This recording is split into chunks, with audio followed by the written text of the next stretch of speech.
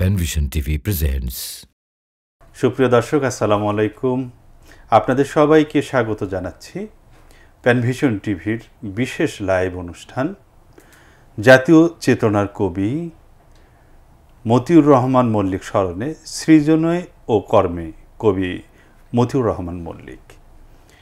এই লাইভ অনুষ্ঠানে আজ আমাদের মাঝে উপস্থিত রয়েছেন প্রখ্যাত কণ্ঠশিল্পী, ইসলামিক স্কলার, শাইখ, আমাদের সকলের প্রিয় শাইখ তারেক মুনাওয়ার। আসসালামু আলাইকুম। ওয়ালাইকুম আসসালাম ওয়া রাহমাতুল্লাহ। প্রিয় দর্শক, আমাদের মাঝে আরও উপস্থিত রয়েছেন প্রখ্যাত কণ্ঠশিল্পী, সুরকার এবং মিডিয়া ব্যক্তিত্ব, আমাদের সকলের শ্রদ্ধেয় ওস্তাদ গোলাম মাওলা। আসসালামু আলাইকুম। ওয়ালাইকুম আসসালাম ওয়া রাহমাতুল্লাহ। কেমন আছেন? আলহামদুলিল্লাহ। মনোহর ভাই কেমন আছেন? আলহামদুলিল্লাহ, আল্লাহ ভালো রেখে। কবি মতিউর রহমান মল্লিক স্মরণে আজকের এই অনুষ্ঠান। কবি মতিউর রহমান মল্লিকের একান্ত সাহচর্য পেয়েছেন আপনারা দুজনেই। সবচেয়ে বেশি সাহচর্য যিনি পেয়েছেন তার মধ্যে আপনি একজন। মল্লিক ভাইকে কিভাবে স্মরণ করেন আপনি? আলহামদুলিল্লাহ, ওয়াসসালাতু ওয়াসসালামু আলা রাসূলিল্লাহ ওয়া আলা আলিহি ওয়া সাহবিহি ওয়া মান ওয়ালা ওয়া বা'দ। ফাআউযু বিল্লাহি মিনাশ শাইতানির রাজীম। বিসমিল্লাহির রহমানির রহিম। ইয়া আইয়ুহাল্লাযীনা আমানু তাকুল্লাহ ওয়া কুনু মা'আস সাদিকিন। وقال رسول صلى الله عليه وسلم من قال به صدق ومن عمل به أجر أو كما قال عليه الصلاة والسلام। আল্লাহ শুকরিয়া আদায় করছি, আলহামদুলিল্লাহ, মতিউর রহমান মল্লিক ভাইয়ের মতো একজন আল্লাহ প্রেমিক মানুষের এই প্রোগ্রামে আসতে পেরেছি। আল্লাহ রাব্বুল আলামিন কোরআনে হাকিমের ভিতরে বলেছেন, তোমরা আল্লাহকে ভয় করো এবং সত্যবাদীদের সাথে থাকো।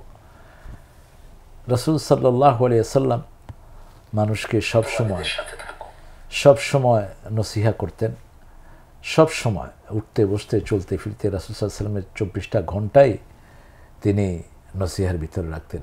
সেই প্রেরণাগুলো আমি আমার খুব ছোটোবেলা থেকেই মল্লিক ভাইকে আমি পেয়েছি এবং মল্লিক ভাইকে দেখতাম উনি ধ্যানে ডুবে থাকতেন। যে কোনো একটা আয়াত অথবা একটা হাদিস নিয়ে কিভাবে এটাকে সাহিত্যে রূপ দেওয়া যায়। তা আমার দোয়াতে, আমার সলাতে, আমার বিভিন্ন প্রোগ্রামে এমন কোনো অনুষ্ঠান খুব কমই বাদ যায় যেখানে মল্লিক ভাইয়ের কথা মনে পড়ে না। জি, আলহামদুলিল্লাহ। আসলে তিনি এমন একজন মানুষ যাকে স্মরণ না করে থাকা যায় না। তার সহবে যারা পেয়েছেন, তার সাহচর্য যারা পেয়েছেন, তারা সবাই আসলে তাকে সবসময় স্মরণে রাখার মতো একজন মানুষ, যিনি এই ধরনের একটা অনুভূতি আমাদের মধ্যে সৃষ্টি করে দিয়েছেন। আল্লাহ তাআলা তাকে জান্নাতুল ফেরদৌস দান করুন, আমরা দোয়া করছি। আমরা গান শুনবো তারেক ভাই, তার আগে একটু মাওলা ভাইয়ের কাছ থেকে ফিরে আসি। মাওলা ভাই, কবি মতিউর রহমান মল্লিক, তাকে আপনি আপনার সর্বশেষ তার মৃত্যুর আগে আপনি তাকে কিভাবে কাছে পেয়েছেন? এক সময় তো তার খুব সাহচর্য পেয়েছিলেন, কিন্তু তার অন্তিম সময়গুলোকে কি আপনি ছিলেন তার পাশে? কখনো যাওয়া হয়েছে? ইয়া রাব্বি লাকাল হামদ কামা ইয়ানবাগি লিজালালি ওয়াজহিকা ওয়া আযীমিস সুলতানিক। মল্লিক ভাই আসলে শেষের দিকে যখন হয়, আমি তখন আমার চাকরির বিভিন্ন কারণে আমি অন্য জায়গায় ছিলাম। ঠিক ওই সময়গুলোতে আমি ছিলাম না তার কাছাকাছি, আমার সৌভাগ্য হয়নি। এই জন্য নিজেকে খুব প্রতি মুহূর্তে মনে হয়, অপরাধী মনে হয় যে সব কিছু বাদ যদি কাছে থাকতে পারতাম। মল্লিক ভাইকে তো পেয়েছি আমি খুলনা থেকে, একেবারে সেই 78-এ যখন আমি ছোট বয়সে গান শুরু করি, তখন আমি মাদ্রাসার ছাত্র, তখনই মল্লিক ভাইকে আমি পাই। আমার সাথে ছিলেন মল্লিক ভাইয়ের খুব কাছের ওই বাড়ইপাড়ারই একজন মোশাররফ হোসেন খান নাম করে। ওই মোশাররফ ভাই ছিলেন হলো মুফতি আব্দুল সত্তার সাহেবের জামাই। তো সেই সূত্রে ওনার সাথে মল্লিক ভাইয়ের একটা ওঠা বসা ছিল এবং মোহাম্মদ আলী নামে আরেকজন ছিলেন মল্লিক ভাইয়ের খুব কাছের। এসব কারণে আমার মল্লিক ভাইয়ের কাছাকাছি এবং তার ছোট বয়সেই সেখান থেকে মল্লিক ভাইকে দেখার একটা সুযোগ হলো। এবং মল্লিক ভাইয়ের প্রথম দিকের যে গান, যে গানটা ছিল মুসলিম আমি সংগ্রামী আমি, এই গানটা প্রচারিত হয়। মল্লিক ভাই এবং তার অনেক দল নিয়ে উনি গানটা পরিবেশন করেন সমবেত কণ্ঠে। আমার আব্বা এসে বলেন, আজকে মাহফিলে একটা চমৎকার গান গেয়েছে কেউ, কয়জন, খুব ভাল লাগছে। কী গান? যে হলো মুসলিম আমি সংগ্রামী আমি। তখন আমি এবং আমার পরিবার ইসের মধ্যে আসে নাই, পুরোপুরি ইসলামের পাবন্দে হয় নাই, কিন্তু আমার আব্বা মাহফিলে যাইতেন। এইভাবে মল্লিক ভাই আমার প্রথম পরিচয় হলো হচ্ছে মুসলিম আমি সংগ্রামের মাধ্যমে। এরপরে আমি এক জায়গায় একটা মাহফিলে আমি গান করি, মল্লিক ভাইয়ের গান, সেটা হলো যে খালিশপুর সেমিনারে আমি গান করি হচ্ছে কথায় কাজে মিল দাও আমার। আমি কথায় কাজে মিল দাও আমার গানটা গাওয়ার পর যখন নামছি মঞ্চ থেকে, হঠাৎ করে দেখি মল্লিক ভাই সামনে। আমি চমকে উঠছি, মল্লিক ভাই ছিল সামনে, মানে তাহলে মনে হয় আমি গানটা ওইভাবে গাইতে পারতাম না। মল্লিক ভাই আমাকে জড়াই ধরলেন, তারপরে নিয়ে গেলেন, নিয়ে উনি খাওয়ালেন এবং স্বভাবগতভাবে উনি তখন ওইখানে আবার স্টলে বই পাওয়া যাচ্ছিল মল্লিক ভাইয়ের ঝংকারটা, ঝংকার বইটা কিনে তার মধ্যে সুন্দর করে আমার দিয়ে দিলেন। ওইটা আমার জীবনে একটা খুব বড় স্মৃতি, যে কথায় কাজে মিল দাও আমার গানটা, এই গানটা গাওয়া। আচ্ছা, ওই গানগুলো শুনবো আমরা ইনশাআল্লাহ। তো আমরা শুরুতে তারেক ভাইয়ের কণ্ঠে মল্লিক ভাইয়ের একটি গান শুনি। মল্লিক ভাইয়ের তো অসংখ্য গান। আমি প্রথম যেটা মল্লিক ভাইয়ের থেকে শিখেছি, এটা খুব সম্ভব 79 দশকে, 79-তে। হ্যাঁ, তো ওই যে মুসলিম মরে গেছে, যদি কেউ ভেবে থাকো মুসলিম মরে গেছে, যদি কেউ ভেবে থাকো ইসলাম ডুবে গেছে, ভুল ভুল ভুল বন্ধু ভুল বুঝেছো, ভুল ভুল ভুল বন্ধু ভুল ভেবেছো। এই গান দিয়ে মল্লিক ভাইয়ের সাথে আমার হাতে খড়ি। এবং মল্লিক ভাইকে আসলে মল্লিক ভাইকে উদ্ধার করেন সিদ্দিক জামাল রাহিমাহুল্লাহ। সিদ্দিক জামাল ভাই এবং মল্লিক ভাই দুইজনকেই শহীদ কাশেম আলী মিন্টু রাহিমাহুল্লাহ ঢাকায় নিয়ে আসেন, এবং সেই থেকেই মল্লিক ভাই একটা একটা করে একটা প্রেক্ষাপট হতো। আমি তখন হোস্টেলে থাকতাম নরসিংদী জামিয়াতে। তো এর আগের 2 বছর আগে আমি ন্যাশনাল পুরস্কার নেই, তোরা দেখে যাবে না মায়ের কোলে, এই গানটার প্রতিযোগিতা হয়েছিল সারা দেশে। তো সেখান থেকে মল্লিক ভাই আমার প্রতি একটা আগ্রহ ছিল। ইনফ্যাক্ট আমার ফ্যামিলির 4জনই আমরা মল্লিক ভাইয়ের হাতের শিল্পী ছিলাম। আচ্ছা, আমি হ্যাঁ, আমার ইমিডিয়েট বড় ভাই উনি কেরাতে ফার্স্ট ছিলেন, ইব্রাহিম খালেদ, আর আমার ছোটটা মুজাহিদ, ইকরাম মুজাহিদ, আর একদম বড় ভাই মুয়াজ্জেম হুসাইন। আমরা 4জনই, মুয়াজ্জেম ভাই তাফাজ্জুল ভাইদের বয়সী, এনারা একটা গ্রুপ ছিল। এনারা ওই আমাদের বাসাতে মল্লিক ভাই তখন ক্লাস নিতেন প্রথম। তো এরপরে যে গানটা আমার খুব ভালো মনে আছে, মল্লিক ভাই শিখেছে, আজকে আমার প্রাণ সাগরে আল্লাহ নামের নূর, আজকে আমার প্রাণ সাগরে আল্লাহ নামের নূর, উথাল পাথাল ঢেউ তুলেছে, উথাল পাথাল ঢেউ তুলেছে, যেন পাহাড় তোর, আজকে আমার প্রাণ সাগরে আল্লাহ নামের নূর, আজকে আমার লাগছে ভীষণ ভালো। অসাধারণ এই গানগুলো দিয়ে আমরা আমাদের হাতে খড়ি। এবং তখন সিনিয়রদের মধ্যে, আমি তো তখন খুবই ছোট, সিনিয়রদের মধ্যে ছিলেন তাফাজ্জুল হোসেন খান আমাদের প্রিয়, তারপরে তপন ভাই ছিলেন, বড় ভাই ছিলেন মুয়াজ্জেম হোসেন, আরেকজন ভাই ছিলেন, উনি পরবর্তী পর্যায়ের শিল্পী গোষ্ঠীতে কন্টিনিউ করেননি। তো এই 3জনই, এরপরে আক্তার ভাই জড়িত হলেন, হাসান আক্তার, অসাধারণ গীতিকার এবং সুরকার, এখানে থাকলে আজকে ভালোই হতো। তো হাসান আক্তার ভাই ইনফ্যাক্ট আমাদের মধ্যে গানের ব্যাকরণে সবচেয়ে বেশি যিনি জানতেন, তিনি হলেন হাসান আক্তার ভাই। তো এরপরে তো মল্লিক ভাই বিভিন্ন সময়, আমার মনে আছে মুজাহিদকে তিনি শিখিয়ে দিয়েছিলেন, ইনকিলাবের অস্ত্র মোদের লা ইলাহা ইল্লাল্লাহ, লা ইলাহা ইল্লাল্লাহ, লা ইলাহা ইল্লাল্লাহ, লা ইলাহা ইল্লাল্লাহ, লা ইলাহা ইল্লাল্লাহ, লা ইলাহা ইল্লাল্লাহ, লা ইলাহা ইল্লাল্লাহ।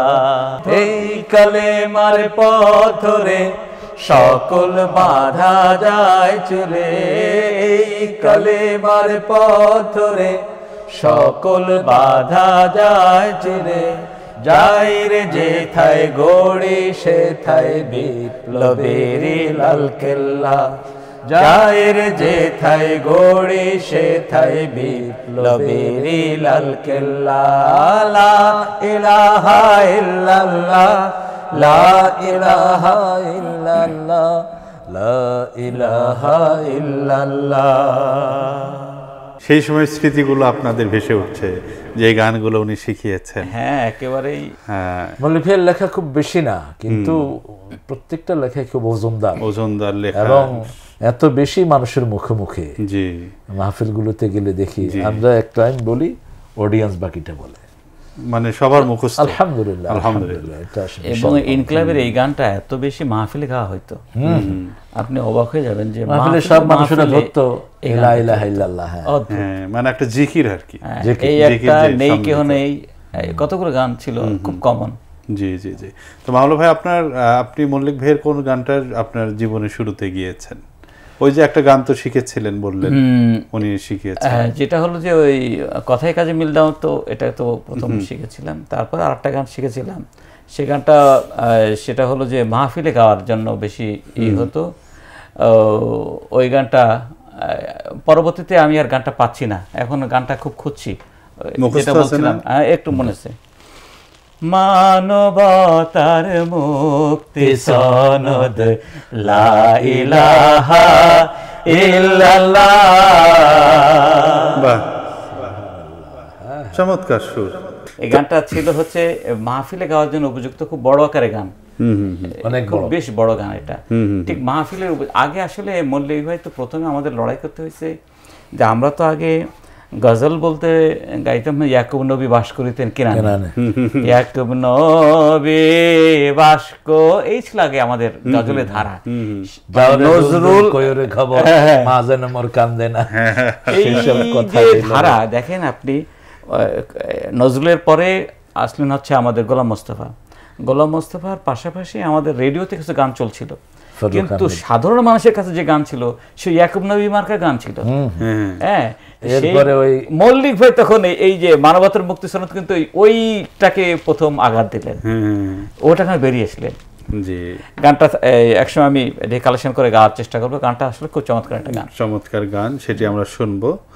তো আসলে মল্লিক ভাই তো একজন স্বপ্নবাজ মানুষ ছিলেন, যিনি স্বপ্ন দেখতেন এবং তৃণমূলে ইসলামী সংস্কৃতি পৌঁছে দেওয়ার জন্য সারা দেশে তিনি অসংখ্য সফর করেছেন এবং তৃণমূলের শিল্পীদেরকে বাছাই করে করে তিনি ঢাকায় নিয়ে এসছেন। তো এই ধরনের একজন স্বপ্নবাজ মানুষ, যিনি মানে আল্লাহর সন্তুষ্টিটাকে সবসময় সামনে রাখতেন, সবসময় এটি ছিল হচ্ছে সবচেয়ে বড় কথা। এখানে একটা কথা না বললেই নয়, আমার বেশ মনে আছে, মাওলা আমার সাথে স্বীকৃতি দিবে, যে কোনো প্রোগ্রামের আগে মল্লিক তাহাজ্জুদ পড়তেন। সুবহানাল্লাহ। তাহাজ্জুদ পড়তেন এবং শিল্পীদেরকে বলতেন তোমরাও তাহাজ্জুদ পড়ো এবং আল্লাহর কাছে চাও। জি। তো এই যার ডেস্টিনেশন, তার পর্যন্ত সফল হবেই। জি জি জি। এবং আমার বেশ মনে আছে মল্লিক ভাইয়ের সাথে লাস্ট প্রোগ্রামে যেটা করি চট্টগ্রাম বিশ্ববিদ্যালয়ে, সেখানে তারা ব্যান্ডের শিল্পীদেরকে নিয়ে যায়। তো ব্যান্ডের শিল্পীদের পরেই হলো আমাদের অনুষ্ঠান। প্রথমে আগে ছিল, এরপরে হেরা করলো যে না আমরা আগে করব, তোমরা পরে করো। তো যেটা হলো নামি দামি ব্যান্ডের শিল্পীরা গিয়েছে সেখানে। আমি তখন বাহির ছিলাম, বাহির থেকে আসার পরে মল্লিক ভাই এসে বলছে তারেক একটা প্রোগ্রাম আছে, এটা সংগঠনের ইজ্জতের সোয়াল, যেতে হবে। তো সারা রাতে আমরা 10টায় শুইলাম, 10টা-11টার দিকে শুইলাম, ঠিক 3টা সাড়ে 3টার দিকে তিনি উঠায় দিলেন। আমরা আল্লাহর কাছে কাঁদলাম এবং আল্লাহ এমনভাবে কবুল করলেন প্রোগ্রামটা। ওদের বিশেষ করে স্যাররা যারা ছিলেন, যখনই ব্যান্ডের বাড়ি দিয়েছে সব বেরিয়ে গেছে, আর ব্যান্ডের তো একটু আওয়াজ খুব বেশি হয়। তো কিন্তু আমাদের প্রোগ্রামটা A to Z সমস্ত স্টাফরা শুনেছেন এবং এত বেশি সমুদ্রিত হয়েছে, আমাদেরকে হাদিয়া যা দেওয়ার কথা ছিল ওর ডাবল দিতে পারছে। আলহামদুলিল্লাহ। বলছে আমরা সুস্থ জিনিস এখানেই পেয়েছি। সেখানে প্রায় 1.5 থেকে 1.5 ঘন্টার মতো আমরা সেখানে বিভিন্ন টাইপের। আর মল্লিক ভাইয়ের সবচেয়ে বড় বৈশিষ্ট্য যেটা, উনি গানের যতগুলো সেক্টর আছে সব সেক্টরের শিল্পী চয়ন করতে পারতেন। যেমন আমাদের মধ্যে যেমন ভাটিয়ালি গাওয়ার মতো কাশেমকে আহা তিনি পিক করলেন গণসংগীতের জন্য। এই কাশেম ভাইকে নেওয়ার জন্য কিন্তু ফকির আলমগীরও হানা দিছিল খিলগা স্কুলের ছাত্র ছিলেন তিনি। মল্লিক ভাই সেখান থেকে তিনাকে চয়ন করে আনলেন।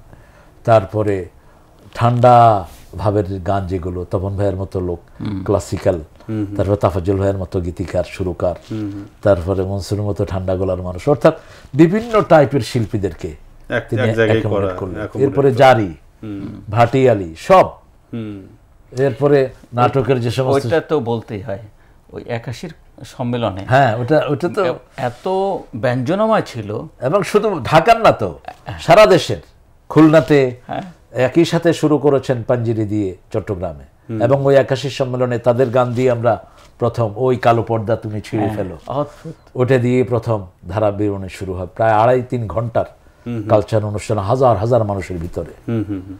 তো এটা ছিল মল্লিকের অসাধারণ এক প্রতিভা। আমরা অনেক কবি পেয়েছি কিন্তু কোনো সংগঠক পাইনি। নজরুল নিঃসন্দেহে বাংলা সাহিত্যের এক অপূর্ব সৃষ্টি, তিনি আল্লাহর এক অপূর্ব রহমত, কিন্তু তিনি সংগঠন রেখে যেতে পারেননি। রবি ঠাকুর শান্তিনিকেতন রেখে গেছেন, কিন্তু সারা দেশে কোনো প্রতিষ্ঠান নাই। ছোট্ট একটা শিল্পী গোষ্ঠী থেকে আজকে প্রায় 1000 শিল্পী গোষ্ঠী সারা দেশে, এবং ইসলামী গানের প্রতিযোগিতা হলেই দেখা যায় যে হ্যাঁ মল্লিক ভাইয়ের এই গানগুলোই বিভিন্ন ডাইমেনশনের লোকেরা গাচ্ছে। এবং সেই জন্য ইয়াকুব আলীর মতো নজরুল গীতির শ্রেষ্ঠ শিল্পী তিনি মল্লিক ভাইয়ের গান গিয়েছেন। তারপরে আবু বকর সিদ্দিক ভাই গিয়েছেন, আলহামদুলিল্লাহ। তো এরপরে হচ্ছে শিল্পী সালাউদ্দিনও গিয়েছেন। তো আসলে সত্যি তারাও কিন্তু খুবই প্রশংসা করেছেন আমাদের বিভিন্ন প্রোগ্রামে। এটার একটা কারণ হলো কি মুকুল, কবি আল মাহমুদ গাফরাহুল্লাহ রাহমাহুল্লাহ তিনি বলেছেন 80-র দশকের শ্রেষ্ঠ কবি হলো কবি মতিউর রহমান মল্লিক। তিনার স্বীকৃতি এটা, কারণ তিনি লিখেছেন কম, কিন্তু যেমন দেখো, দৃষ্টি তোমার খুলে রাখো দীপ্ত সৃষ্টির জন্য, দেখবে স্রষ্টার শ্রেষ্ঠ প্রকাশ কত না অনন্য। একটু সুরে শুনি না আমরা। দৃষ্টি তোমার খুলে রাখো দীপ্ত সৃষ্টির জন্য, দেখবে স্রষ্টার শ্রেষ্ঠ প্রকাশ, দেখবে স্রষ্টার শ্রেষ্ঠ প্রকাশ কত না অনন্য, কত না অনন্য, কত না অনন্য। বিহঙ্গতার পক্ষ দোলায় দুর্বিমানে শূন্য কোলায়, কে তারে ভাসিয়ে রাখে, কে তারে ভাসিয়ে রাখে ভাবনা সামান্য, কত না অনন্য, কত না অনন্য। সূরা মুলকের একটা আয়াতকে, পাখির ডানাগুলোকে কে ভাসিয়ে রাখে আকাশে, সেটাকে তিনি এই গানের ভিতরে নিয়ে আসছেন। এবং সেই জন্য গোলাম আজম রাহিমাহুল্লাহ বলতেন যে 1 ঘন্টার ইসলামী আলোচনার জিস্ট হলো মল্লিকের একটা গান। জি, অসাধারণ। আমরা একটু মাওলা ভাইয়ের কাছে ফিরি। গোলাম মাওলা ভাই, আপনি তো তার অসংখ্য গান গেয়েছেন। আমরা যদি তার সবচেয়ে প্রিয় কয়েকটি গান আজকে আমরা আপনার কাছ থেকে শুনবো, আমাদের শায়েখ মোনার ভাইয়ের কাছ থেকেও শুনবো। আপনি তার কোন গানটি এবার গাইবেন? মেইনলি আমরা গান এবং কথা এই দুটো একই সাথে চলতে থাকবে, আমার মনে হয় সিরিয়ালে আসলে। আচ্ছা, মল্লিক ভাইয়ের আসলে গাওয়া যায়, ওই যে বড়ইপাড়ার রাস্তায় ঘেটে হেঁটে চলো চলো, বিখ্যাত গান। আমি এখন অন্য একটা গান গাইবো, যেটা একটু মল্লিক ভাই শেষের দিকে আমাকে, ধরেন 2 বছর আগে আমাকে গানটা দিয়ে বললেন তুমি সুর করলাম, শোনাইলাম যায়, খুব খুশি হইলেন, আমাকে জড়াই ধরলেন। এই গানটা আমি একটু গাইবো, যেটার মধ্যে মল্লিক ভাইকে চেনা যায়, এটা এই জন্য আমি গানটা গাইবো। তারেক ভাই গানটা বেশি শোনেন নাই, যেহেতু পরবর্তী সময়ের গান তো আসলে আমি জানতামও না মাওলার সাথে যে মল্লিক ভাইয়ের এত নিবিড়তা ছিল। আপনি তো মানে শেষের দিকে এসে বিজি হয়ে গেলেন, আপনার হচ্ছে ওয়াজ মাহফিল। আমি বিজি থাকলেও মল্লিক ভাই আমাকে, উনি সবসময় ওয়াফাত মোবারকের 1 বছর আগে আমার বাসায় আসলেন। জি, এসে তো দারোয়ানরা ধরছে গেটে, কয় যে আমি ওর ভাই। তো দারোয়ানা বলছে তো আপনার সাথে স্যার রাসূলের মিল নেই, আপনি ভাই হলেন কেমনে? আচ্ছা আচ্ছা। দারোয়ানগুলি তো শেষে অফিসে বসায় রাখছে, 9টা-10টার দিকে আমারে খবর করছে যে স্যার লোক একজন আসছে, আপনার ভাই পরিচয় দিয়েছে। তাই আমি বললাম কি নাম? কই কি মল্লিক জানি। আমি দৌড় মারছি, আচ্ছা এসে দেখছি মল্লিক। মল্লিক আপনি এখানে? কই দারোয়ান কি রাখছে, এগুলো ঢুকতে দেয় না। তো নিয়ে গেলাম বাসায়, বলছে তারেক তাফসিরের বহু লোক আছে, তুমি গানের জগতে আসো, আচ্ছা তুমি গান দিবা। আমি বললাম কয়টা দিতে হবে? কম মাসে একটা ক্যাসেট দিলে হবে। আমরা 3 দিন বসলাম, ওই যে মনটাকে কাজ দিন, ওই ক্যাসেটটা, সেখানে তাফাজুল ভাইয়ের লেখা, তারপরে কাশেম ভাইয়ের একটা গান ছিল, একটা দুইটা আমারও ছিল সামান্য, তারপর মল্লিক ভাই আমরা 12 গানের একটা ক্যাসেট করে ফেলি। মনটাকে কাজ দিন, এটা তো একটা গানের শিরোনাম। সেই গানটি আমরা মৌলা ভাইয়ের গানের পরে আপনার কাছ থেকে শুনবো, আপনি একটু মনে করতে থাকেন। আমি মল্লিক ভাইয়ের একটা যে গান পরিবেশন করছি সেটা হলো মল্লিক ভাইয়ের একটা অনুভূতি এবং নিজের কথা, সেটাই আমি বলছি। তোমার শিল্পী করে নাও আমারে, করে নাও তোমার কবি, করে নাও বিকাল রসুলের কবিদের, করে নাও বিকল রসুলের কবিদের প্রতিচ্ছবি। তোমার শিল্পী করে নাও আমারে, জিহাদের ময়দানে তৎপর থাকি যেন, চিরদিন চিরকাল তোমার প্রেমে। কোরআনের কাঙ্ক্ষিত কর্মীর মতো শুধু, কোরআনের কাঙ্ক্ষিত কর্মীর মতো শুধু, পথ চলি আমরণ কভু না থেমে। প্রতিভার সবটুকু ঢেলে দে, তোমারে বিলায় সবই, করে নাও বিকল রসুলের কবিদের প্রতিচ্ছবি।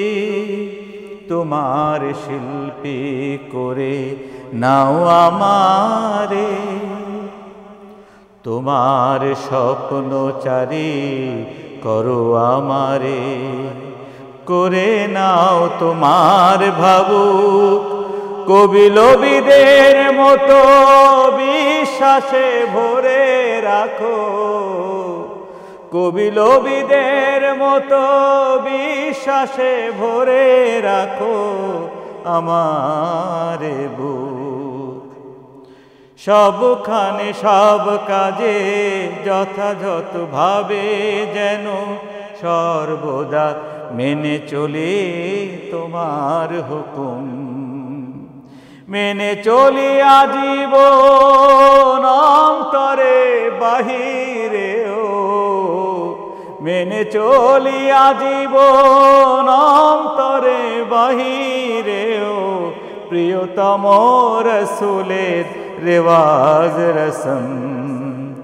অবশেষ হই যেন ইমানের পথে অরুণ রবি, করে নাও বিকল রসুলের কবিদের প্রতিচ্ছবি। তোমার শিল্পী করে নাও আমারে। কি প্রার্থনা, রাসূলের কবিদের মতো তুমি আগে করে নাও। আসলে উনি সবসময় তো এই ভাবনাগুলোই তাড়িত করতো। আমরা দেখেছি, আমাদেরও আল্লাহ একটু সৌভাগ্য দিয়েছিলেন তার সহবত পাওয়ার। ওনার শহীদের যে নেশা ছিল ওনার মধ্যে, শহীদ যেন হতে পারেন, তো আল্লাহ তাআলা তো আল্লাহ রাসূলের তো ঘোষণাই আছে। তখন খুব ছোট তুমি, 92 খুব সম্ভব যে আজিজুল হকে যে প্রোগ্রাম, জি জি, বগুড়া আজিজুল হক কলেজে, হ্যাঁ, অসাধারণ। এখন ছিল সেখানে, তখন ওই যে এখন হিস্ট্রির প্রফেসর যে রাজশাহী বিশ্ববিদ্যালয়ের, জি, মাহফুজুর রহমান, হ্যাঁ হ্যাঁ মাহফুজ এখন, তো ওখানে মল্লিক ভাই ছিলেন, কবি আল মাহমুদ রাহিমাহুল্লাহ, এসব শিল্পীরাই সেখানে ছিল। জি, আমরা কি ওই মনটাকে কাজ দিন গানটা একটু, মনটাকে কাজ দিন, কাজ দিন, কাজ দিন, মনটাকে কাজ দিন, কাজ দিন, কাজ দিন। মল্লিক ভাই আসলে এই মনটাকে কাজ দিন এই গানটা লিখেছেন গোলাম সাহেবের একটা বই থেকে। ওই বইটার নামই হলো মনটাকে কাজ দিন। আর এর দ্বিতীয় যে ইয়েটা ছিল সেটা আমার গাওয়া ছিল একটা গান, তো এটা মল্লিক ভাই গাইছেন। এটা মল্লিক ভাই আসলে, মল্লিক ভাই আমি একটু আগে ওই সাইমামের ইয়েতে বলতেছিলাম যে মল্লিক ভাই হলো একমাত্র ব্যতিক্রমী কবি জিনার সুর ছিল অসাধারণ। কবিগুরু যিনি রবি ঠাকুরের কণ্ঠটা ছিল একটু পাতলা টাইপ, পাতলা মহিলাদের মধ্যে। নজরুলের ভালো ছিল, কিন্তু এত মেলোডিয়াস কণ্ঠ কোনো কবির পাওয়া যায় না যেটা ছিল মল্লিক ভাই। ওনার গানগুলো যে ওনার মুখে এত অনিন্দ সুন্দর, কিচ্ছু নাই, শুধু 3-in-1 রেকর্ড করা। ওনার প্রথম যে ক্যাসেটটা, গানের আওয়াজ, সাউন্ড, কিন্তু এটাই মানুষ সিদ্দিক জামাল ভাই এই ক্যাসেটগুলো করেছেন। তো সেই গানগুলো মানুষ এখন, আমি বহু মানুষের রিঙ্গার টোনে দেখেছি, পৃথিবী আমার আসলে ঠিকানা নয়, অনেকে রিঙ্গার টোনে ওই গায়ক। তো সেই জন্য মল্লিক ভাইয়ের যেটা গায়কী সেটা মল্লিক ভাইয়েরই। আমাকে যদিও তিনি হসপিটালের বেডে ওসিয়ত করেছেন বারবার করে, তারেক তুমি আমার গানগুলো গায়ো। আমি আলহামদুলিল্লাহ মাওলা এবং মুজাহিদের সহযোগিতায় আমরা কিছু গান রেকর্ডও করেছি। অচিরেই সেগুলো আসবে ইনশাআল্লাহ ইনশাআল্লাহ।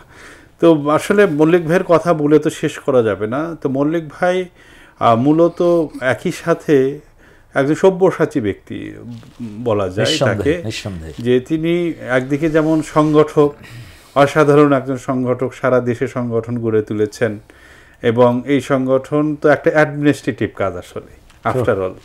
তো অ্যাডমিনিস্ট্রেটিভ কাজ আর সৃজনশীল কাজ কিন্তু মানে এক নয়। তো মানে আমার মনে হয় যে এই কাজটা করতে গিয়ে কি মল্লিক ভাইয়ের সৃজন, যেটা একদম সৃজনে কি কোনো ভাটা পড়েছে কিনা আপনার মনে হয়? আমার যেটা মনে হয় মল্লিক ভাই যেদিকে গিয়েছেন অসংখ্য কবিকে তুলে নিয়ে এসেছেন। জি, এই সংগঠনের মাধ্যমে, যেমন এই যে বেলাল এখন ভালো লেখে, ভালো গীতিকার। তারপরে আরো যে সমস্ত গীতিকার, চৌধুরী গোলাম মাওলা অসাধারণ লেখেন, তারপরে মিঠুন ভাইকে নিয়ে আসছে, তারপরে মিঠুন ভাইকে নিয়ে আসছে, এরপরে আব্দুল হালিম, চৌধুরী আব্দুল হালিম। তারপরে এই যে শিল্পীগুলোকে, এদেরকে সারা দেশ থেকে মল্লিক ভাই, বিভিন্ন জামালউদ্দিন ভাই অসাধারণ শিল্পী ছিলেন, তো এদেরকে চয়ন করে, আমিরুল ইসলাম ওই যে চিটাগাংয়ের, তো এদেরকে এনে এক একজনকে লেখার জন্য বাধ্য করলেন। এবং আমি তো লেখার জগতেরই না, আমার একটা টুকিটাকি একটা লেখা আমি গুনগুন করতেছি, উনি বলছে তারেক অসাধারণ হয়েছে, মানে এমন ভাবে তিনি উৎসাহ দিতেন। আমার প্রথম লেখা যেটা মনে আছে, আমার ক্লাস 7 কি 8 লেখা, হৃদয়ের আবেশে বসে বসে, শুনি না, হৃদয়ের আবেশে বসে বসে একটি নামের কল্পনাই ইহকালে পরকালে যিনি আমার রাব্বানা। তো এটাকে মল্লিক ভাই বলছে তারেক দারুণ হয়েছে, তুমি আরো লেখো। তো এভাবে প্রেরণা দিয়ে দিয়ে আমাকে দিয়ে লেখালেন, মুজাহিদকে দিয়ে লেখালেন, তারপরে সালমান আজমি, ডাক্তার সালমান আজমি এখন ইংল্যান্ডের একটা ইউনিভার্সিটিতে আছেন তিনি, সালমান আজমিকে দিয়ে লেখালেন, তারপরে আমাদের কাশেম ভাইকে দিয়ে লেখালেন, তপন ভাইকে দিয়ে লেখালেন, তারপরে তাফাজ্জল হোসেন খান, বিখ্যাত আমাদের সুরকার গীতিকার, তিনাকে, অর্থাৎ ওনার ছায়াতে যারাই ছিলেন সবাই কবি হয়ে উঠেছে, সবাই লেখক গীতিকার, এবং এদেরকে লেখানোর ব্যাপারে যত রকমের সহযোগিতা দরকার। আর একজন মানুষকে তিনি মানে যদি দেখতে যে তার মধ্যে প্রতিভা আছে, তাকে অ্যাক্টিভেট করার জন্য যা কিছু দরকার টাকা পয়সা থেকে খরচ করে নিজের সব এফোর্ট তিনি ঢালতেন তাদের মধ্যে। আর একটা বিষয় কিন্তু মল্লিক ভাই শিল্পী খোঁজার ব্যাপারে প্রতিভা খোঁজার ব্যাপারে জহুরির মতো এবং উনি যে হঠাৎ করে ফজর নামাজ পড়ে ডাকা শুরু করে দিলেন, ওই ব্যক্তি অবাক হয়ে গেছে, কিরে মল্লিক ভাই আমার এই মেসের ঠিকানা পাইলো কি করে, এরকম ভাবে মল্লিক ভাই। সেটা তো আছেই গোলাম মাওলা। সবচেয়ে মজার ব্যাপার যেটা, তখন টেলিভিশনে নতুন কুড়ির প্রোগ্রাম হতো, মল্লিক ভাই আমাকে সেখানে পাঠিয়েছেন। নতুন কুড়িতে সারা দেশ থেকে ভালো ভালো শিল্পীরা আসছে, সেখান থেকে তুমি যেগুলি ফার্স্ট সেকেন্ড থার্ড প্রথম 20টাকে চয়ন করবা, এবং সেখান থেকে আমি শিল্পী নিয়েছিও পরবর্তী পর্যায়ে। এটা হলো ওনার একজন সফল সংগঠক। এবং প্রত্যেক স্কুলে তখন তো প্রায় আমরা যারা ছিলাম ছোট ছোট, এদেরকে দিয়ে সারা ঢাকা শহরে বিভিন্ন জায়গা থেকে গানের ক্লাস তিনি চালু করেছেন। জি, খুবই মানে এই যে একজন সংগঠক হিসেবে আপাদমস্তক একই সাথে সংগঠক এবং সৃজনশীল ব্যক্তি, কবি এবং গীতিকার, এটি কিন্তু একটি বিরল। যেটা আমাদের তারেক ভাই বলেছেন যে নজরুল এত বড় কবি কিন্তু তার কোনো সংগঠন ছিল না। ওই রবীন্দ্রনাথের হয়তো একটা শান্তিনিকেতন ওই একটি হয়তো টিকে আছে, কিন্তু কবি মতিউর রহমান মল্লিকের সৃষ্টি করা যে সাংস্কৃতিক সংগঠন সারা দেশে, এটা দিনকে দিন বাড়ছে। আমি যদি আপনাকে আর একটা প্রশ্ন করি, এরপর আপনার একটা গান শুনবো আবার, আপনি কোন গানটি গাবেন যদি একটু মনে মনে ঠিক আছে, যে কবি মতিউর রহমান মল্লিক আপনাকে কোন দিকে বেশি উৎসাহিত করেছেন, আপনাকে বেশি সব সময় আখিরাত মুখীটা মল্লিক ভাই কখনোই দুনিয়াকে প্রাধান্য দেননি। ওই আয়াতের সূরা নাজিয়াতের ওই আয়াতটাতে আম্মা মান তাগা ওয়া আথারা আল হায়াত আদ দুনিয়া ফাইন্নাল জাহিমা হিয়াল মাওয়া ওয়া আম্মা মান খাফা মাকামা রাব্বিহি ওয়া নাহা আন-নাফসা আনিল হাওয়া ফাইন্নাল জান্নাতা হিয়াল মাওয়া। যারা তাগুত হয় এবং দুনিয়াকে প্রাধান্য দেয়, এদের বাসস্থান হলো জাহান্নাম। আর যারা আল্লাহকে ভয় করবে, এরপরে মন যেটা চায় সেটা করবে না, তাদের বাসস্থান জান্নাত। তো সবসময় আখিরাত মুখিতা। এই যে বললাম তো, যে কোনো প্রোগ্রামের আগেই তিনি মোনাজাত করতেন। এটা কিন্তু একটা এই সিলসিলাটা কিন্তু জারি আছে। হ্যাঁ, সব তাহাজ্জুদের যেমন আল্লাহর কাছে ধন্যবাদ দেয়া, কারণ মানুষের চেষ্টা আসলে কিছু হয় না। আমরা অনেক চেষ্টা করি, কিন্তু আল্লাহ যদি সফলতা না দেয়, এটা চেষ্টাটা তো বিফল হয়ে যায়। জি। তো মাওলা ভাই, আমরা তো কথা শুনছি, আর গানও তো শুনতে হবে। মতিউর রহমান মল্লিক আর গান, এটা হচ্ছে একাকার হয়ে আছে। ওই মতিউর রহমান মল্লিক মানে হচ্ছে গানের একটা ফল্গু ধারা, মানে অবারিত ঝর্ণা ধারা যেভাবে নেমে আসে। তো তার গানের সংখ্যা হয়তো উনি ভাইয়া বলেছেন যে কম, কিন্তু অসংখ্য গান কিন্তু এখনো সুর কিন্তু হয়নি। তার যে সংকলন বের হয়েছে অনেক মোটা একটি সংকলন, এবং আরও কিন্তু তার যে মল্লিক সমগ্র এটা নিয়ে কাজ চলছে, আরো কয়েকটা খণ্ড হবে আমরা আশা করছি, এবং 3-4 অনেক গান এখনো ওরা পায় নাই। হ্যাঁ, আমি আলাপ করে দেখলাম যারা কাজ করছে তাদের কাছে আসলে তাদের কিন্তু আমাদের সহযোগিতা করা দরকার, যাতে মলাটবদ্ধ হয় জিনিসগুলো। যেমন আমি একটা গান গেয়েছি মাওলার স্টুডিওতে, তো মাওলা বলছে তার এটা আমি প্রথম শুনলাম। বরিশালের আমাদের হেরা রোশনি শিল্পী গোষ্ঠীর পরিচালক মহিউদ্দিন রাহেমাহুল্লাহ অকালে তিনি চলে যান, মানে আল্লাহ তাকে নিয়ে যায় আর কি। তো তিনি চলে যাওয়ার পরে একটা গান তিনি লিখেছিলেন, ওটা শোনান একটু। সেই অভিমানী মান করে গেছে, গানার কভু সে গাবে না, জনসভা জলসায় মাহফিলে মজলিসে তারে আর কেউ খুঁজে পাবে না, তারে আর কেউ খুঁজে পাবে না। স্মৃতি তার কথা কয় আজ নানা কাজে, বিরহের ছেড়া তারে ব্যথা হয়ে বাজে, আখি জলে বেদনায় যায় বেলা বয়ে যায়, মন বলে তারে ভোলা যাবে না, মন বলে তারে ভোলা যাবে না। এ আকাশে নদী সবই তো আছে, যে ছিল আপন বড় সেই চলে গেছে।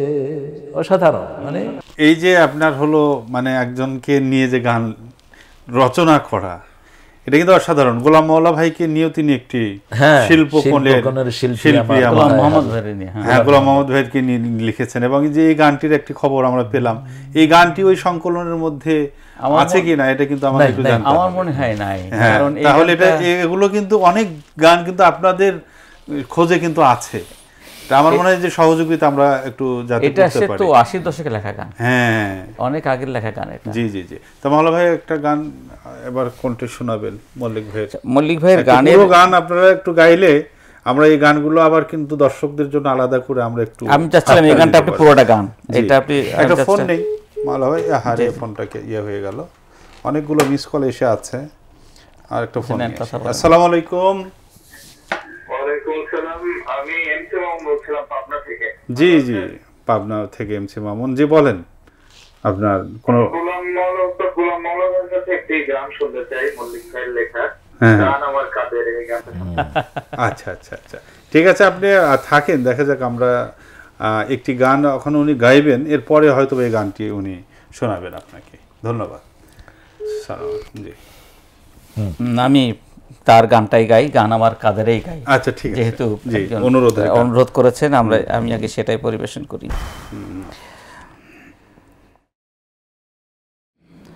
গান আমার কাঁদে রে, প্রাণ আমার কাঁদে রে, আজ কাঁদে মানুষের মুক্তি চেয়ে, জীবনের স্বস্তি চেয়ে। গান আমার কাঁদে রে, প্রাণ আমার কাঁদে রে, আজ কাঁদে মানুষের মুক্তি চেয়ে, জীবনের স্বস্তি চেয়ে।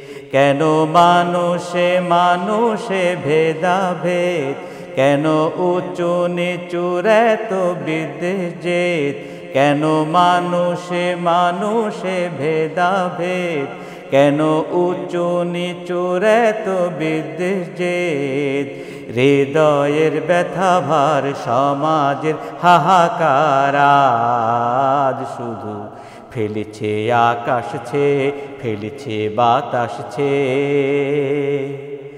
গান আমার কাঁদে রে, প্রাণ আমার কাঁদে রে, আজ কাঁদে মানুষের মুক্তি চেয়ে, জীবনের স্বস্তি চেয়ে। কেন হানাহানি চলে বিশ্বময়, কেন সত্যের আজও ঘটে পরাজয়। রাত বাড়ে মজলুমের দুঃস্বপ্ন, দুর্ঘুমের হায় হায় রে, হতাশার চাবুক খেয়ে, নিরাশার আঘাত পেয়ে। গান আমার কাঁদে রে, প্রাণ আমার কাঁদে রে, আজ কাঁদে মানুষের মুক্তি চেয়ে, জীবনের স্বস্তি চেয়ে। কেন সুখের সুদিন আজও আসে না, কেন ফুলের মতো মানুষ হাসে না, কেন সুখের সুদিন আজও আসে না, কেন ফুলের মতো মানুষ হাসে না।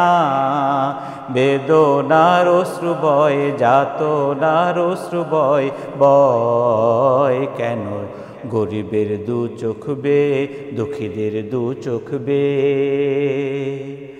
গান আমার কাঁদে রে, প্রাণ আমার কাঁদে রে, গান আমার কাঁদে রে, প্রাণ আমার কাঁদে রে, আজ কাঁদে মানুষের মুক্তি চেয়ে, জীবনের স্বস্তি চেয়ে, মানুষের মুক্তি চেয়ে, জীবনের স্বস্তি চেয়ে। মাশাআল্লাহ মাশাআল্লাহ, কত প্রশ্ন একটা গানের মধ্যে, এবং আসলে মজলুমদের কবি ছিলেন তিনি, তিনি এই প্রশ্নগুলো রেখেছেন মানুষের বিবেকের কাছে। তবে মল্লিক ভাই একটু কথা বলি সুর নিয়ে। এই গানের সুরটা কি বোধহয় আপনি করেছেন? না, মল্লিক ভাই নিজে করেছেন। এটা দেখেন, এটা সুরটা একটা ঝুমুর এর সুর নিয়ে উনি করলেন। মল্লিক ভাই সুরের পছন্দের ব্যাপারে ওনার একটা, তারেক ভাই যে বললেন, সুর করার ব্যাপারে ওনার একটা অদ্ভুত ক্ষমতা ছিল, এবং উনি একটা সুরকে নকল করলে ওই সুরটা নতুন করে নিজে করে বানায় ফেলতেন। আমাকে দাও সেই মান আল্লাহ মেহেরবান, যেই মান ফাঁসের মঞ্চে অসংকোচে গাই জীবনের গান। আমাকে দাও সে মান আল্লাহ মেহেরবান। হ্যাঁ, এই গানটা পুরো মনে নাই, আর শোনাবো ইনশাআল্লাহ। আচ্ছা আচ্ছা, গানটা কারে সেই তোমরা ভুলে গেছো মল্লিকাদির নাম, হ্যাঁ হ্যাঁ হ্যাঁ, এই গানটা ওই সময় আবু জাফর সাহেবের হ্যাঁ লেখা গান। খুব জনপ্রিয় একটা গান। সেই জনপ্রিয় গানটাকে নিয়ে উনি গানটা করলেন এবং এটা কিন্তু মানে একটা মৌলিক গান হয়ে গেছে পরে। হ্যাঁ, অদ্ভুত অদ্ভুত। মানে সুরটা যে এটা যে অন্য একটা গান থেকে ধার করা সুর, এটা কিন্তু মানুষ মনে রাখেনি। তারপরে আল্লাহি আল্লাহ ক্যা করো, এই সময় তখন একবারে সারা দেশে বাজছে, তিনি ওর পরে গান লিখলেন। এটা এখন আমার তারেক ভাইকে দিলাম গানটা। এটা তো কোরআন শরীফের আয়াতে ঢুকিয়ে দিয়েছে। আল্লাহু আল্লাহ আল্লাহ আল্লাহ ইনিল হুকমু ইল্লা লিল্লাহ লা ইলাহা ইল্লাল্লাহ মুহাম্মাদুর রাসূলুল্লাহ। আল্লাহু আল্লাহ আল্লাহু আল্লাহ আল্লাহু আল্লাহ আল্লাহ আল্লাহ ইনিল হুকমু ইল্লা লিল্লাহ লা ইলাহা ইল্লাল্লাহ মুহাম্মাদুর রাসূলুল্লাহ। আল্লাহু আল্লাহ আল্লাহু আল্লাহ তুমি দয়ার অথই পারাবার, দুঃখের সাগরে তুমি করো পার, পাপী তাপী সব গুনাহগার চাহে তোমার করুণা। দুঃখের তরে তুমি দয়া করো, আমি পাপীরে ক্ষমা করো। এই দুনিয়ার মালিক তুমি, তুমি আমায় রহম করো। আল্লাহু আল্লাহ আল্লাহু আল্লাহ আল্লাহ আল্লাহ ইনিল হুকমু ইল্লা লিল্লাহ লা ইলাহা ইল্লাল্লাহ মুহাম্মাদুর রাসূলুল্লাহ। আল্লাহু আল্লাহ। অসাধারণ, এরকম অনেক অনেক গান। আরেকটা মল্লিক ভাই কিন্তু আবার জারিও লিখেছেন। মল্লিক ভাই জারির খবর অনেকে জানে না। আচ্ছা আচ্ছা, মল্লিক ভাই জারির খবর কেউ জানে না ধরতে গেলে আর কি। এটা তো আপনার জানার কথা, আপনার জারির লোক। হ্যাঁ হ্যাঁ, না মল্লিক ভাই জারি ওই 81 কবি সম্মেলনে উনি অনেকগুলো জারি করেন, এবং কাশিম ভাইয়ের উনি মিলে মঞ্চে যে লাফায় লাফায় যে জারি করেছিলেন, সে দৃশ্য যারা না দেখেছে তারা বিশ্বাস করবে না যে মল্লিক ভাই কত চঞ্চল ভাবে জারি করতে পারেন। ভেবে দেখো আর একবার কি কারণে বাড়ছে দুঃখ মনে শান্তি নাই বাংলা। ভেবে দেখো আর, মল্লিক ভাই মঞ্চে একেবারে কুদে কুদে গান করছে। মাশাআল্লাহ, এটা যারা না দেখছে বিশ্বাস করা যাবে না। 81 এটা হয়েছিল। মাশাআল্লাহ। আর একটা ছিল ওই সময়, আর কতকাল করবি রে শয়তান। একটা ফোন নিয়ে তারপর আবার কথা বলি। আসসালামু আলাইকুম। আসসালাম, কে বলছেন, কোথা থেকে? পাবনা থেকে বলছিলাম। জি, শায়েখ তারেক মনোহরের কাছে একটা গানের রিকোয়েস্ট ছিল, তুমি আছো হৃদয়ের গভীরে। Thank you. জি ঠিক আছে, শোনাবেন ইনশাআল্লাহ। জি, আসসালামু আলাইকুম। এটা তো তারেক ভাইয়ের নিজেরই লেখা গান। আচ্ছা, এটা উনি শোনা। তারপরেও তো তারেক ভাইয়ের গান তো মানে না শুনলে একটা অপূর্ণতা থেকেই যায়। জি, তুমি আছো হৃদয়ের গভীরে, ভুলবো তোমায় বলো কি করে। তুমি আছো হৃদয়ের গভীরে, ভুলবো তোমায় বলো কি করে।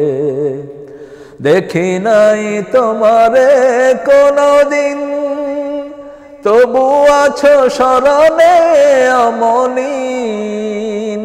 প্রেমের ভুবনে তোমারি বিরহ ব্যথায়, নিশীথের শেফালিরা ঝরে। তুমি আছো হৃদয়ের গভীরে, ভুলবো তোমায় বলো কি করে। এটা মল্লিক ভাইয়েরও খুব প্রিয় ছিল এই গানটা। মল্লিক ভাই, তবে কিছু গান তারেক ভাইয়ের, মল্লিক ভাইয়ের কিছু গান তারেক ভাই ছাড়া আর কেউ গায় নাই। একটা গান হলো, ওটা মল্লিক ভাই আপনি গাইতে পারেন, এটা হলো রাসূলুল্লাহর উম্মত আমি।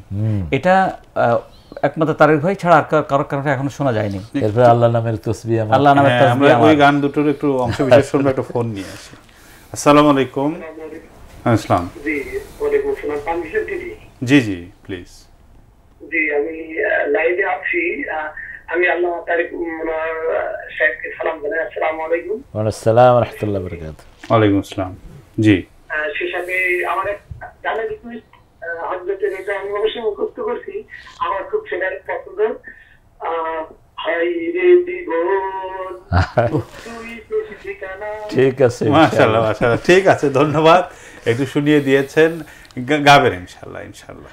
ঠিক আছে, লাইনে থাকেন। এটা তারেক ভাইয়ের গান। জি তো মল্লিক ভাইয়ের যে ওই গান, যে গানটা তারেক ভাই মানে স্পেশালি গাইতে পারতেন ভালো, একটু ওই গানটা একটু। রাসূলুল্লাহর উম্মত আমি, এক আল্লাহর বান্দা, তাগুতের উচ্ছেদে আমার হয়েছে পয়দা। আশরাফুল মখলুকাত আমি, খলিফা আল্লাহর, বাতিলের উৎখাতে জানি পয়দায়ে শামার। একদম সূরা বাকারার 256 নম্বর আয়াতের বাংলা। পুরোটা সময় একটা রেকর্ড করে পুরোটা লিখতে নাই, মানে ভালো হইতো। লিরিক থাকলে হয়তো বা ভাইয়া গাইতে পারতেন। ওনার আরেকটা গান আছে অরিজিনাল, আল্লাহ নামে তাসবিহ আমার, এটা একটা শোনা। আল্লাহ নামের তাসবিহ আমার, আকুল ব্যাকুল প্রাণে আনে সাড়ায় কোন সাড়া, আনে সাড়ায় কোন সাড়া। এ যেন ফুলের বনে আসলো ফাগুন, এ যেন মধু অনির্গুণ গুনাগুন, পাগল করা মাতাল করা, পাগল করা মাতাল করা। আল্লাহ আল্লাহ আল্লাহ আল্লাহ আল্লাহ আল্লাহ আল্লাহ আল্লাহ আল্লাহ আল্লাহ আল্লাহ আল্লাহ আল্লাহ।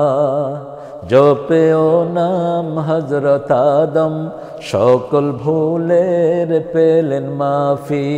অগ্নিকুণ্ডে ইব্রাহিমের ওই নামে যে ছিল কাফি। জপে ওই নাম ছড়াবো লোর, জপে ওই নাম রব বিভোর। আয় ছুটে আয় আশিক যারা, আল্লাহ আল্লাহ আল্লাহ আল্লাহ আল্লাহ আল্লাহ আল্লাহ আল্লাহ আল্লাহ আল্লাহ আল্লাহ আল্লাহ। মাশাআল্লাহ মাশাআল্লাহ, আরেকটা প্রোগ্রাম করে আসছি, এই জন্য মানে একটু কষ্ট হচ্ছে, কিন্তু গানটা অদ্ভুত, সুন্দর সুন্দর গান। তারপর একটা ছিল আইকে যাবে সঙ্গে আমার নবীর দেশিয়ায়, আরবি বাংলা। হ্যাঁ আরবি বাংলা মিলে। এটার একটা ইয়ে আছে, ওনারা ইন্ডিয়া গেলেন গান গাইতে, তখন তো আরবি একটু মিলে, এটার আবার মিলে আর একটা বানালে, তাহলে মা ইয়া আইয়ুহান নাস ইয়া বালাদাতুন নবী। এটা ফোন নিয়ে আবার আচ্ছা, আসসালামু আলাইকুম। আসসালামু আলাইকুম। আসসালাম, কোথা থেকে বলছেন প্লিজ, কি নাম?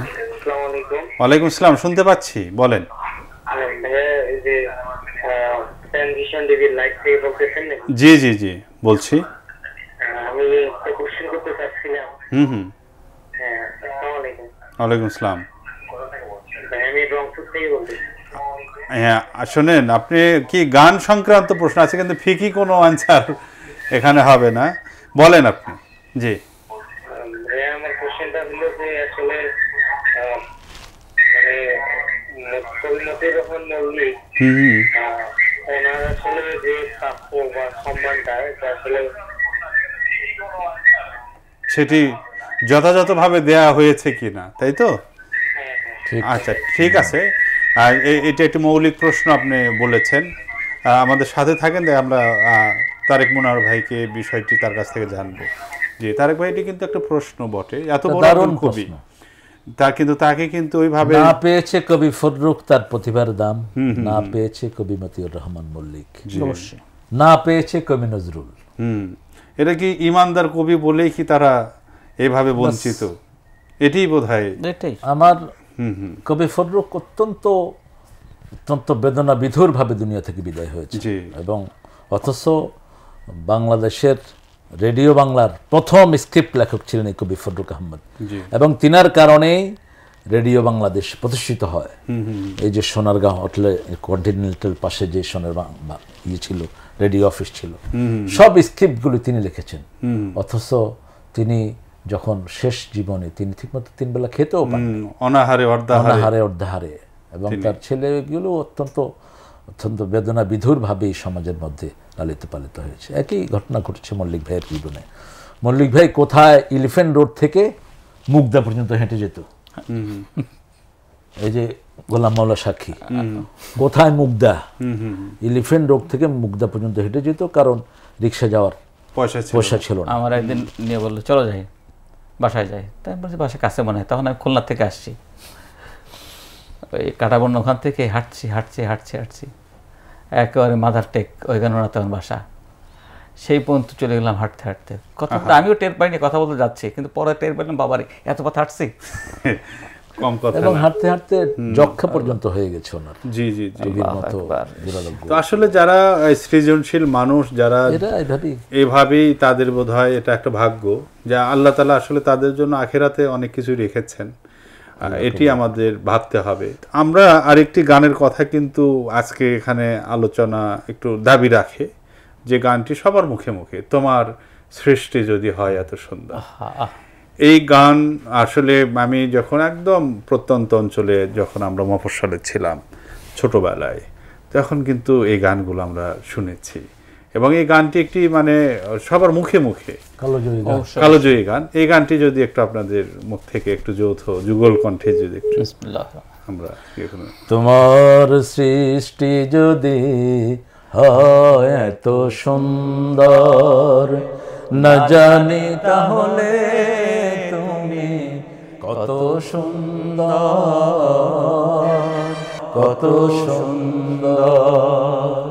সেই কথা ভেবে ভেবে কেটে যায় লগ্ন, ভরে যায় তৃষিত এ অন্তর, না জানি তাহলে তুমি কত সুন্দর, তোমার সৃষ্টি যদি হয় এত সুন্দর। যে পাখি পালিয়ে গেল সুদূরে, যে নদী হারিয়ে গেল তেপান্তরে, যে পাখি পালিয়ে গেল সুদূরে, যে নদী হারিয়ে গেল তেপান্তরে, সেই পাখি সেই নদী যদি এত সুন্দর, না জানে তাহলে তুমি কত সুন্দর, কত সুন্দর। যে তারা ছড়ায় হাসে আকাশে, যে ফুল সুরভি ঢালে বাতাসে, যে তারা ছড়ায় হাসে আকাশে, যে ফুল সুরভি ঢালে বাতাসে, সে তারা সেই ফুল যদি এত সুন্দর, না জানে তাহলে তুমি কত সুন্দর, কত সুন্দর। সেই কথা ভেবে ভেবে, সেই কথা ভেবে ভেবে কেটে যায় লগ্ন, ভরে যায় তৃষিত এ অন্তর, না জানি তাহলে তুমি কত সুন্দর।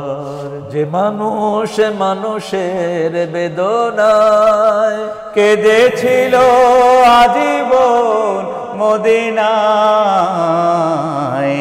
যে মানুষ মানুষের বেদনায় কেঁদেছিল আজীবন মদিনায়, সে মানুষ যদি এত সুন্দর, না জানি তাহলে কত সুন্দর, কত সুন্দর। সেই কথা ভেবে ভেবে, সেই কথা ভেবে ভেবে কেটে যায় লগ্ন, ভরে যায় তৃষিত এ অন্তর। না জানি তাহলে তুমি কত সুন্দর।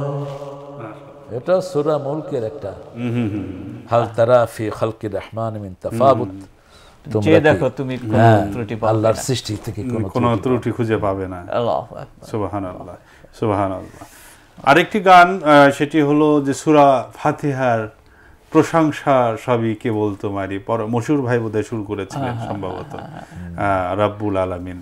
যাই হোক, আমরা তো এই ধরনের অসংখ্য গান যিনি কোরআন এবং সহিহ হাদিস থেকে মানে সেখানকার রিফারেন্স সহ তিনি এই গানগুলো রচনা করেছেন। তো আজকের এই অনুষ্ঠানে আমরা আরও অনেক কথা আপনাদের শুনতে পারতাম, গান শুনতে পারতাম।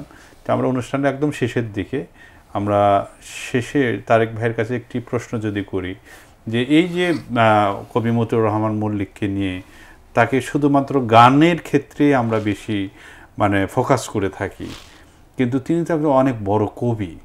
কবি হিসেবে তাকে কীভাবে আপনি মূল্যায়ন করবেন? কবি হিসাবে আসলে কবি আল মাহমুদের ওই কথাটাই আমার বারবার মনে পড়ে। তিনি ৮০ দশকের সর্বশ্রেষ্ঠ কবিদের মধ্যে অন্যতম ছিলেন তিনি, এপার ওপার বাংলাতে। জি জি জি, এটা কবি ফররুক আহমদের, কবি আল মাহমুদ মূল্যায়ন। তো আসলে মতিউর রহমান মল্লিক ভাই যেমনই ছিলেন কবি, তেমনই ছিলেন সুরকার, তেমনই ছিলেন একজন বড় আলেম।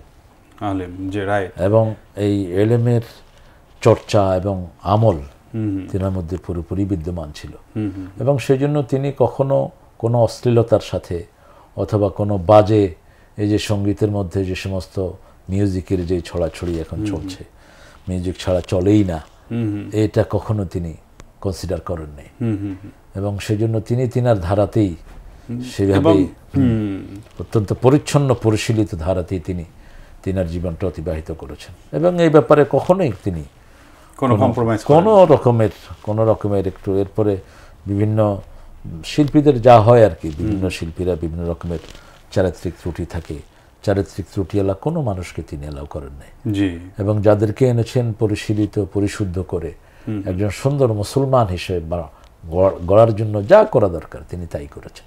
আলহামদুলিল্লাহ, আলহামদুলিল্লাহ। এবং এই যে এখন যে ধারাটা চলছে ইসলামী গানের, এই ধারাটাকে কিন্তু এখন বলা হচ্ছে যে মল্লিকীয় ধারা, বা মল্লিক ভাইয়ের যে প্রবর্তন করা যে ধারা, সেটি যে পথে আপনারাও সারা জীবন শ্রম ঘাম ঝরিয়েছেন এবং এখনও আপনারা কাজ করে যাচ্ছেন, এবং নিরন্তর আপনাদের এই প্রচেষ্টা অব্যাহত রয়েছে। তা আলহামদুলিল্লাহ, অনেক সুন্দর কথা শুনলাম শেষের দিকে এসে। তারেক ভাই একদম জিস্ট কথাগুলো তিনি বলেছেন। তো মাওলা ভাই, আপনার একটি পরিপূর্ণ একটি গান শুনবো, আর সর্বশেষ মল্লিক ভাইয়ের ব্যাপারে যদি আর কিছু, একদিনে তো ওনার কোনো কথাই শেষ করা সম্ভব না আমাদের। সৃজনীয় কর্মে কবি মতিউর রহমান মল্লিক, এই শিরোনামে আপনার সর্বশেষ ওনার ব্যাপারে দুটি কথা এবং একটি গান। আমি মল্লিক ভাই সম্বন্ধে যে কথাটা বলবো, যে একজন উনি ভালো উন্নত চরিত্রের মানুষ ছিলেন, মানবতাবাদী ছিলেন। যখনই দেখতাম মল্লিক ভাইয়ের কাছে ঢাকার বাড়ি থেকে অনেকে আসছে চিকিৎসার জন্য, তাদের জন্য পয়সা উনি অস্বীকার বলে পয়সা এনে দিতেন, ওনার বেতনের পয়সা। এই উদাহরণ কতবার আমাদের সবাই দেখছে, আমরা দেখেছি। এবং এই পয়সা দিয়ে মাসের শেষে অসিক বলতো যে ওনার বেতন আর নাই। অসিক মানে হচ্ছে ওই অ্যাকাউন্টস অফিসার, ওর নাম শুনে আমার মানে আমি একটু হেসে দিলাম যে আসলে যে মল্লিক ভাই স্লিপে টাকা নিতেন। তা এই যে মানবতাবাদী মানুষ, টাকা নিয়ে দিতে দিতে ওনার বেতন শূন্য হয়ে যেত। কি জন্য দিচ্ছেন? ওই লোকটার কারো যাতায়াত খরচ দিচ্ছেন, খাওয়া খরচ দিচ্ছেন, কারো ওষুধের খরচ দিচ্ছেন। এই যে একজন ভালো মানুষ, আসলে ইসলাম তো প্রচারিত হয়েছে, বেশি প্রসার হয়েছে হচ্ছে চরিত্রের দ্বারা। যতটা বেশি না আমরা মুখে ওয়াজের দ্বারা বেশি ইসলাম প্রতিষ্ঠিত হয়, তার বেশি চরিত্র দ্বারা। মল্লিক ভাই একটা বাস্তব নমুনা ছিলেন। তার এত উন্নত চরিত্রের কাছে যারাই গেছে, এবং মল্লিক ভাই আরেকটা জিনিস ভালো ছিল, আমি মল্লিক ভাইয়ের এত লোকের ভালোবাসা, লোকের সাথে কথা বলেছি, সবাই বলতেন মল্লিক ভাই আমাকে খুব ভালোবাসেন। এই যে একটা অদ্ভুত ভালোবাসা, সে বলে যে আমাকেই বেশি ভালোবাসেন, এই কথা আপনি পেয়েছেন, সবাই পেয়েছেন। যার কাছে শুনি সে ভাই মল্লিক ভাই আমাকে ভালোবাসতেন এবং প্রত্যেকের হাড়ির খবর রাখতেন। এই হাড়ির খবর রাখা বলতে তার কি করতে হবে এবং তাকে পরামর্শ দিতেন। বিয়ের ব্যাপারে, আমার বিয়ের ব্যাপারে পরামর্শ দিয়েছেন, আমার ছেলেদের নামের ব্যাপারে পরামর্শ দেয়, তুমি এত বড় নাম রেখো না, নাম ছোট করো, এইভাবে নাম দাও। এত হাড়ির খবর রাখা, প্রত্যেকের নাম সুন্দর, কারো নাম দেওয়া, নাম পরিবর্তন করে সুন্দর নাম দেওয়া, তোমার নামটা এত ভালো লাগছে না, তুমি একটু সুন্দর নাম নাও। মল্লিক ভাইয়ের অসংখ্য এই সমস্ত কথাবার্তা বলা শুরু করলে আরো অনেক কথা চলে আসবে। আল্লাহ ওনাকে জান্নাতবাসী করুক এবং ওনার সকল কাজকে কবুল করুক। আর উনি যে রেখে যাওয়া কাজকে রেখে গিয়েছেন, যে ধারা রেখে গিয়েছেন, সেই ধারা এখন ফুলে ফলে সুশোভিত হয়ে এখন একটা বিশাল আকার ধারণ করেছে। আলহামদুলিল্লাহ, এই পথে অনেকে কাজ করছেন, অনেকে ইউটিউবে ওনার গান প্রচার করে অনেকেই এখন ভালো তাদের পয়সার মালিক হয়ে গেছেন, যেটা মল্লিক ভাই হতে পারেন নাই, যেটা তারা হচ্ছে। এটা হোক, কিন্তু আমাদের কথা হলো যে তারা যেন এই ধারাকে অক্ষুণ্ণ রাখেন এবং মল্লিক ভাইয়ের যারা মল্লিক ভাইকে নিয়ে কাজ করছেন, মানে কথা বলেন, বছরে একটা দুটো হলো মল্লিক ভাইয়ের গান যেন তারা করেন। আর আরেকটা কথা একটু শেষে করব, আমার অল্প কথা। মল্লিক ভাইয়ের গান প্লিজ কেউ কোনো কপিরাইটে আটকাবেন নাই। আমার আমি বলতাম যে তার গানগুলো মানে ওপেন রাখতে হবে। আসলে কপিরাইটে যদি আটকাইতে হয় তাহলে সাইমেম আটকাবে, এটা সাইমেম এবং শশাস। অনুষ্ঠানের শেষ যে আমার আবেদন, প্লিজ মল্লিক ভাইয়ের গান যাদের কাছে যা আছে, আপনারা অন্য কেউ যদি গান করে মল্লিক ভাইয়ের গানটা, আপনারা তাকে কপি স্ট্রাইক দিবেন না প্লিজ, প্লিজ। এটা আমাদের একটা আবেগের জায়গা, আবেগের জায়গা, জাতীয় সম্পদ, জাতীয়। এবং মল্লিক ভাই আরেকটা কথা, এই তোমার সৃষ্টি একটা বাচ্চা গাইলে যে সৌন্দর্য পায়, তারেক ভাইয়ের গাইলে যে সৌন্দর্য পায়, প্রত্যেকটা কণ্ঠে কণ্ঠে আলাদা আলাদা রূপ পায়। তা ভাই কেন এই কণ্ঠটাকে আপনি আটকে রাখবেন? এই প্রচলনটা করুক না, করুক। জি, তাহলে আমরা গান শুনে আমরা অনুষ্ঠানটা শেষ করব। ঠিক আছে, আমি শেষে একটি গানের দুই এক লাইন একটু গাবেন ওনার। ওই যে একটা অনুরোধ ছিল, হ্যাঁ, যে ওই অনুরোধটা সামান্য একটু। জি, ঠিক আছে, তাহলে আমি আমার গান করতে তারেক ভাইয়ের গান দিয়ে, হ্যাঁ, আপনি গান, তারপর তারেক ভাইয়ের গান দিয়ে শেষ করব। তা আমি মল্লিক ভাইয়ের একটা খুবই জনপ্রিয় গান, শেষের দিকে, রাসূল আমার ভালোবাসা, আমার এটা খুব প্রিয় একটা গান, আমি এটা এই মুহূর্তে পরিবেশন করছি। জি, নিশ্চয়ই। রাসূল আমার ভালোবাসা, রাসূল আমার ভালোবাসা, রাসূল আমার আলো আশা, রাসূল আমার প্রেম বিরহের মূল আলোচনা, রাসূল আমার কাজে কর্মে অনুপ্রেরণা, রাসূল আমার ভালোবাসা। যখন দারুণ দুঃখ নামে আমার জীবন জুড়ে, বিপদ আপদ মুসিবতে মরে পড়ে পড়ে, তখন তোমার শৈশব কৈশোর যোগায় সান্ত্বনা, রাসূল আমার কাজে কর্মে অনুপ্রেরণা, রাসূল আমার ভালোবাসা। আশাহত জীবন যখন দুর্বিষহ লাগে, ব্যর্থ এবং পরাজিত স্মৃতিগুলো জাগে, তখন তোমার বদর উহুদ জোড়ায় যন্ত্রণা, রাসূল আমার কাজে কর্মে অনুপ্রেরণা, রাসূল আমার ভালোবাসা। কত রকম রাজার নেতে প্রজার নেতে দেখলাম, দুঃখ হায়রে দুঃখ ছাড়া আর কিছু না পেলাম, তাই তো শুধু মনে পড়ে সোনার মদিনা, রসুল আমার কাজে কর্মে অনুপ্রেরণা, রসুল আমার ভালোবাসা। নেতার মতো নেতা যখন পাই না কোথাও খোঁজে, কাঁদি শুধু কাঁদি হায়রে এ দুটি চোখ বুজে। নেতার মতো নেতা যখন পাই না কোথাও খোঁজে, কাঁদি শুধু কাঁদি হায়রে এ দুটি চোখ বুজে। তখন তোমার স্মরণ আমায় দেয় যে সান্ত্বনা, রসুল আমার কাজে কর্মে অনুপ্রেরণা, রসুল আমার ভালোবাসা, রসুল আমার আলো আশা, রসুল আমার প্রেম বিরহের মূল আলোচনা, রসুল আমার কাজে কর্মে অনুপ্রেরণা, রসুল আমার ভালোবাসা। মাশাআল্লাহ মাশাআল্লাহ, অসাধারণ। যে তারেক ভাই আপনার গানটা গেয়ে আমরা শেষ করি। আমার যখন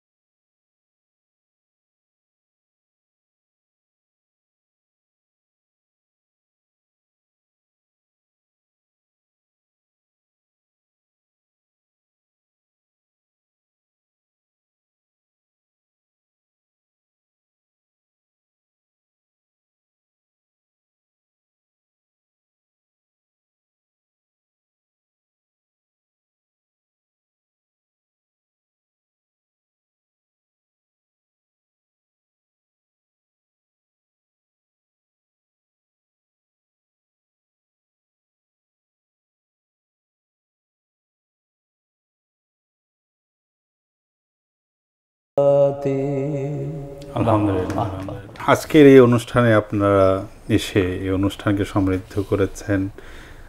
কবি মতিউর রহমান মল্লিকের ওপর মানে অনেক সুন্দর সুন্দর আপনারা কথা বলেছেন, স্মৃতিচারণ করেছেন। আমরা সর্বোপরি দোয়া করি কবি মতিউর রহমান মল্লিককে আল্লাহ তাআলা জান্নাতুল ফেরদৌস দান করুন। আমিন আজমাইন। আজকের এই অনুষ্ঠানে আমরা আরও অনেক কথা আপনাদের কাছ থেকে শুনতে পারতাম, গান শুনতে পারতাম, কিন্তু আমাদের সময় ইতিমধ্যেই 1 ঘন্টা অতিক্রম করে প্রায় 1.5 ঘন্টার কাছাকাছি হয়ে গেছে। আমরা দর্শকদেরকে আর কষ্ট দিতে যাচ্ছি না। আজকের মতো এখানে আমরা শেষ করছি। প্রিয় দর্শক, এতক্ষণ আপনারা দেখলেন সৃজনে ও কর্মে কবি মতিউর রহমান মল্লিক। আজকের এই বিশেষ লাইভ অনুষ্ঠান নিশ্চয়ই আপনাদের ভালো লেগেছে। কবি মতিউর রহমান মল্লিকের কিছু অজানা বিষয় আপনারা জানতে পারলেন।